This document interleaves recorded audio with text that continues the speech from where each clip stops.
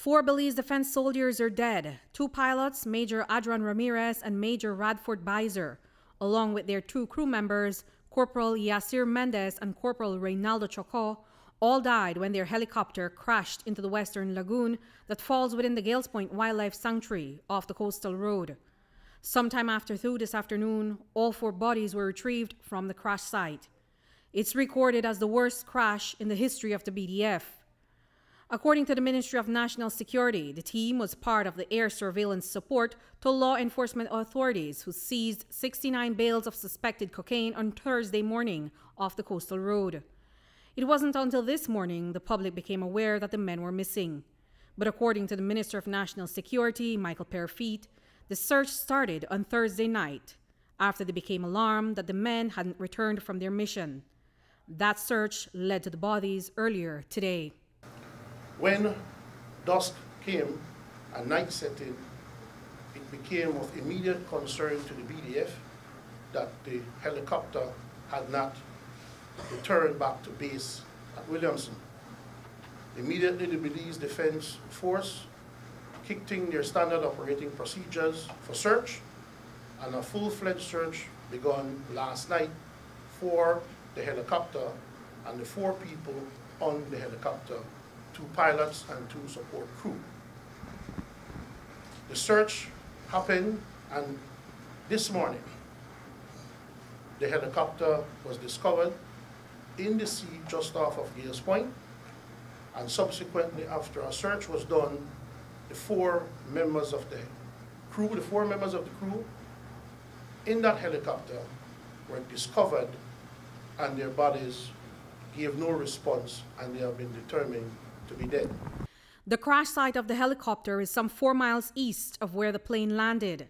The team of 2 pilots and 2 crew members was said to have departed Price Barracks around 4 on Thursday morning and was in the area of the drug plane that day. The last known contact with the helicopter, according to the B.D.F., was over the site during the operation sometime around 4:30 that morning. While News 5 has received multiple reports that the helicopter mission wasn't sanctioned and so wasn't a part of the official law enforcement crew, today the Ministry of National Security flatly denied those reports. Minister Michael Perfeet explains why the helicopter remained in the area following the seizure of the drugs. And one of the reasons for that success is because we had outstanding air support and assistance. Normally, when we have the air assistance from the helicopters, it is standard operating procedure for that helicopter to either stay on the ground with the supporting troops, or they would hover in the immediate area to see if they can discover or get any additional clues toward the landing of the plane. They would veer coastally if they can to see if there are any incoming boats, or even on land if we can see any vehicles that were escaping from the plane, especially since in this instance we did not arrest any persons concerning the plane that landed. It's not unusual, as I said, for the helicopter to hover in the area or even land on the ground on the site. It is equally not unusual for the helicopter to remain for the entire day at the site with the support of the composite team or other supporting members of the Belize Police Department or the B.D.F.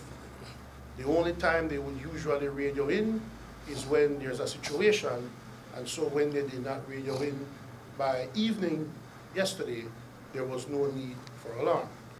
So what caused this aircraft to crash into the lagoon? At this time, the ministry says that they don't know, but they're not ruling out any possibilities. What we know is that the helicopter is of about $1 million in value. It was not, however, equipped with night vision capabilities. What we also know is that on board were decorated soldiers of the B.D.F's air wing. There are several theories floating around about what may have brought down the chopper. One of those speculations is that the narco traffickers may have had a hand in it.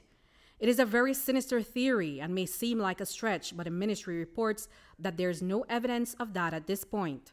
The helicopters aren't equipped with night vision. However, the pilots do conduct night flying, especially along the coast.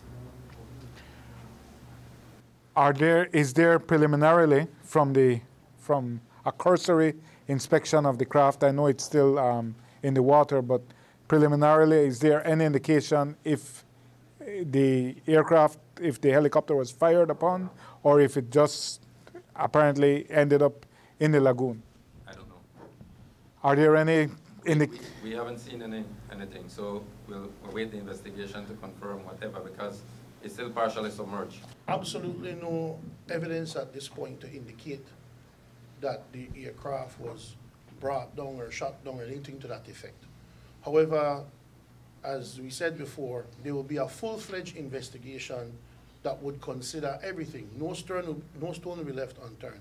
The Commissioner of Police has already offered to provide a team of officers to assist with the investigation to ensure that if there was any kind of foul play, then we could investigate that. But to this date, to be honest with you, we cannot give you any categorically acceptable answer to indicate what made the helicopter come down.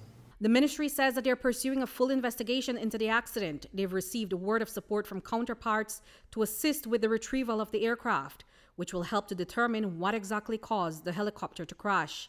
The investigation will look at the cause of the accident and will also review adherence of internal protocols to find out if that may have played a factor in the fatal crash. Also the internal investigation to investigate the procedures and protocols to see if those were followed and what was breached.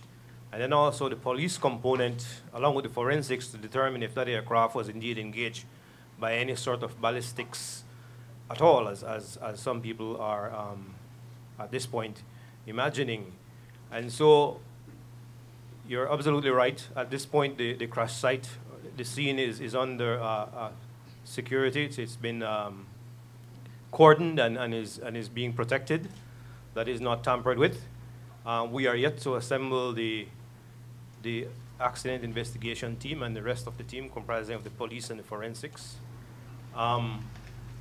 Certainly we are also going to have the input of our regional counterparts, in this case U.S. Southern Command and our friends from the Mexican military. And a key component to this will also be the involvement of our own Civil Aviation Department. And we intend to give this everything we have. We won't leave any stone unturned, as was said earlier on. We want to get to the bottom of exactly what happened. And at the end of the day, these ships will fall away where they will, and the truth shall be told. Reporting for News 5, I'm Andrea Polanco.